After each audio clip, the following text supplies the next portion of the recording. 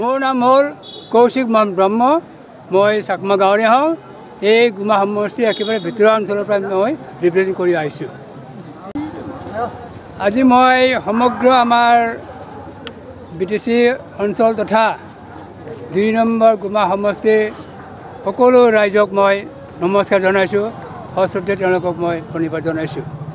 আজিৰ এই যি নমিনেশ্যন আজি মই দাখিল কৰিলোঁ, তাত ভগৱানৰ কৃপাত মই এতিয়ালৈকে সম্পন্ন কৰিলোঁ। মই অসম জাতীয় পৰিষদ দলৰ হৈ মই আজি ইয়াত ৰিপ্ৰেজেণ্ট কৰিছোঁ।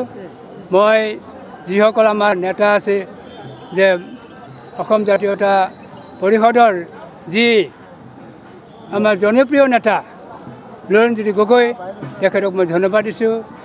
আমাৰ সাধাৰণ সম্পাদক জগদীশ ভূঞা, তেখেতক মই ধন্যবাদ জনাইছোঁ।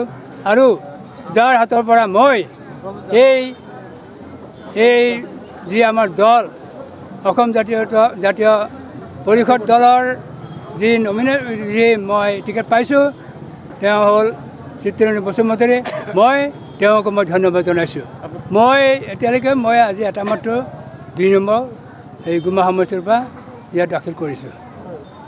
আমি ইয়াত ভিতৰুৱা অঞ্চললৈকে সোমালোঁ।